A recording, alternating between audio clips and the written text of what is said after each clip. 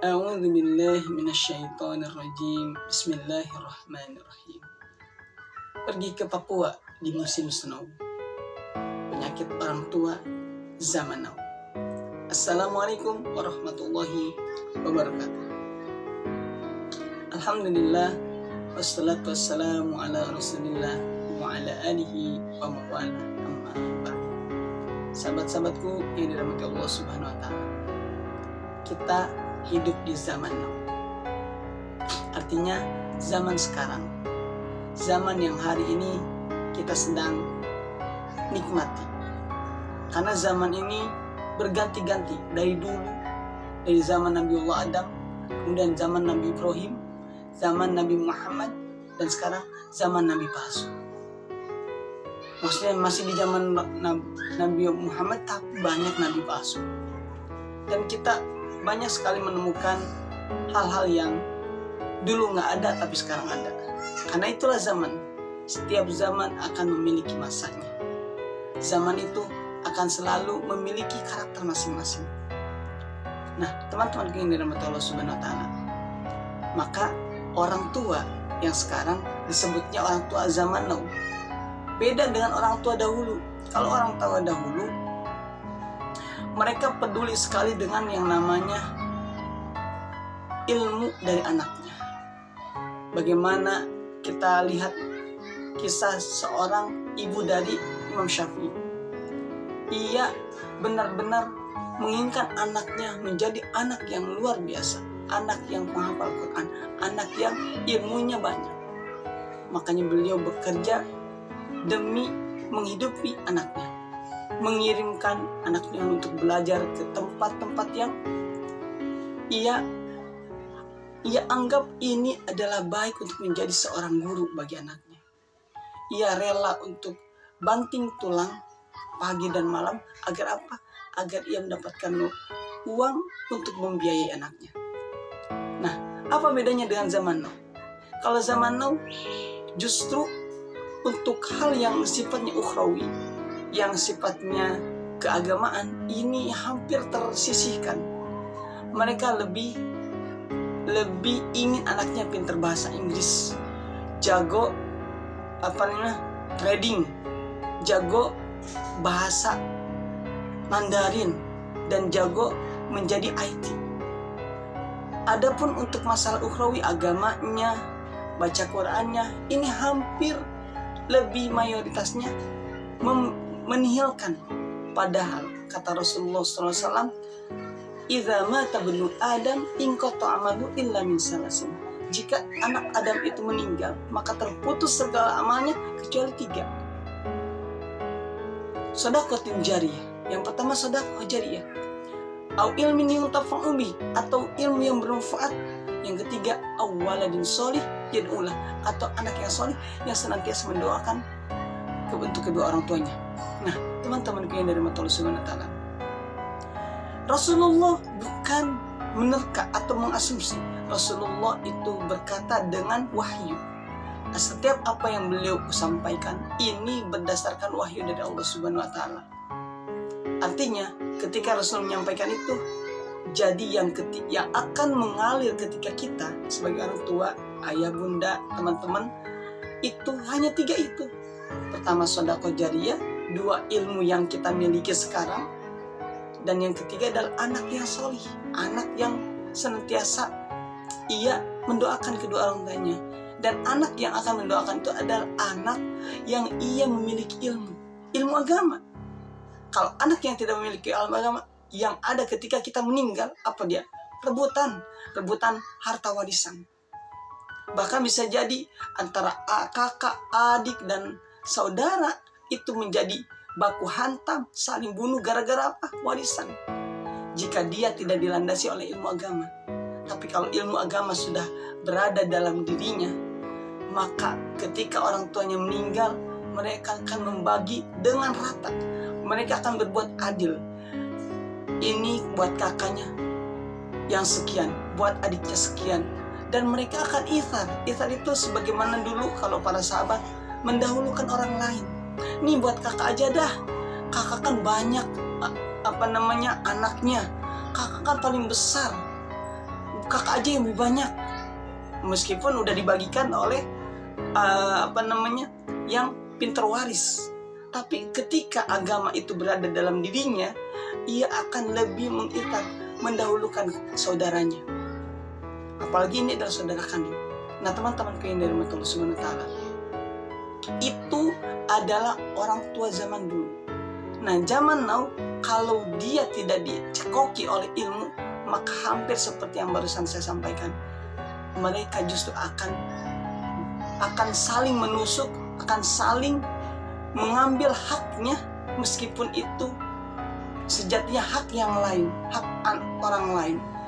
Ia bukan mendoakan orang tuanya, tapi dia memikirkan perutnya. Itu kalau orang tua yang hari ini tidak mempedulikan pendidikannya. Yang kita lihat di lapangan apa? Mereka menginginkan anaknya solih, mereka menginginkan anaknya al-ibadah, mereka menginginkan anaknya tidak merokok. Tapi apa faktanya? Orang tua tidak menjadi teladan. Ia ke masjidnya jarang, tilawahnya belang bentong, merokoknya every day, every time di depan anaknya. Padahal ia menginginkan anaknya tidak seperti itu. Dan ia mau mengeluarkan dana sebesar apapun agar anaknya pintar bahasa Inggris, pintar bahasa Mandarin, kemudian pintar untuk bisa memiliki kemampuan untuk bisa menjadi presiden misalkan, atau menjadi menteri. Yang ini sifatnya adalah duniawi. Untuk ukhrawi mereka tidak peduli, tapi untuk duniawi mereka mati-matian memberikan apapun yang bisa diberikan. Nah, di sisi lain mereka juga senantiasa menginginkan itu terjadi pada anaknya. Anaknya menjadi anak-anak yang mampu melakukan apa saja untuk bisa menghadirkan cuan. Tujuannya apa? Biar nanti setelah sekolah dia bisa jadi PNS. Setelah keluar sekolah dia bisa bekerja di perusahaan yang hari ini orang menganggapnya wah karena gajinya besar. Hari ini orang menganggapnya benefit karena banyak orang yang bekerja di sana. Padahal itu semua adalah sesuatu yang ujung-ujungnya adalah duniawi, yang dikejar duniawi. Dan dunia ini sebentar teman-teman, sebentar, gak lama. Sekali lagi, maka ketika kita sudah meninggal orang tua, pasti yang kita inginkan dari anak-anak itu 3 hal tadi. Hal yang ketiga, doa dari anak-anak. Dan anak-anak ini hanya akan mendoakan ketika hari ini kita senantiasa menjadi teladan bagi mereka. Kita mendoakan orang tua kita mengajarkan anak-anak kita untuk mendoakan kedua orang tua kita, mendoakan neneknya, mendoakan kakeknya. Ketika mereka membutuhkan kita, kita menjadi pengayom buat mereka. Karena apa yang kita lakukan hari ini kepada mereka, itu yang akan mereka lakukan ketika kita tua. Hari ini ketika mereka memanggil kita dan kita respon cepat, maka ketika kita tua takdirnya harus bersama anak, maka ketika kita memanggil mereka pun juga akan respon cepat. Tapi jika kita hari ini ketika anak memanggil, ya udah nanti sebentar, ibu masih sibuk, ayah lagi ngerjain ini, itu yang akan kita dapatkan ketika nanti kita sudah menua. Kita nggak akan mungkin muda terus, kita nggak akan selalu seperti ini terus, kita akan menjadi tua. Itu kalau usianya panjang, menjadi tua, dan kita akan butuh bantuan anak-anak kita. Makanya banyak orang yang menyesal hari ini ketika sudah tua, kenapa nggak banyak anaknya? Dulu kenapa anaknya cuma 2 di KB doang? Kenapa anaknya cuma 1 nggak lebih? Kenapa ketika masa tua mereka butuh anak yang menemani? Mereka butuh bantuan seorang anak. Mereka butuh ditemani oleh cucu. Sehingga mereka merasa, aduh kenapa dulu nggak banyak-banyak? Padahal Rasulullah itu sangat bangga ketika umatnya itu memiliki anak yang banyak. Nah teman-teman yang dirahmati Allah Subhanahu wa Ta'ala, yuk kita fokuskan lagi kepada masa depan kita. Artinya dunia ini hanya sebentar. Kita fokuskan untuk bisa menghadirkan yang ketiga tadi. Kita menjadi orang tua yang memperhatikan pendidikan anak kita, karena pendidikan itu yang akan menjadi lentera bagi anak kita, yang akan membuat anak kita memahami makna kehidupan, memahami bahwa mereka perlu yang namanya khidmat kepada orang tua. Karena dalam Al-Quran, jangankan untuk memukul, jangankan untuk tidak menghormati, bilang A saja itu gak boleh. Itu hanya akan bisa dilakukan ketika anak itu memiliki ilmu, dia belajar. Nah, oleh karenanya, yuk para orang tua, saya juga termasuk orang tua, kita didik anak kita upayakan anak kita untuk senantiasa belajar ilmu agama, bukan cuma ilmu duniawi. Bukan berarti ilmu duniawi nggak boleh, karena kata Allah juga dalam Al-Quran, wala tansa nasibaka minad dunya, jangan lupakan kehidupan di dunia. Di dunia ini kita butuh memang ilmu duniawi. Kenapa? Karena kita bisa melakukan hal akhirat harus bersinggungan dengan ilmu, dengan dunia ini. Oleh karenanya, akhirat dan dunia harus minimal itu setara. Syukur-syukur kalau akhiratnya lebih berat, karena akhirat ini yang akan menjadi magnet akan hal-hal yang ada di dunia ini. Ketika kita kejar akhirat, maka dunia akan ikut. Tapi ketika kita kejar dunia, maka akhirat belum tentu kita dapat.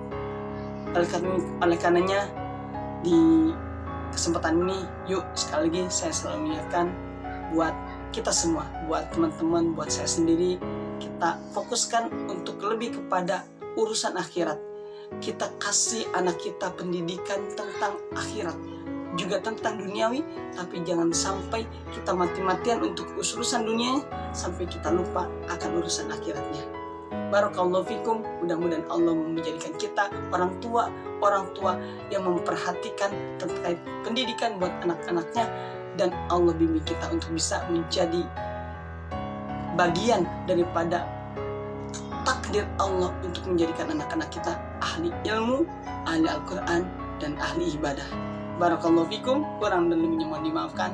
Salam akal sehat. Wassalamualaikum warahmatullahi wabarakatuh.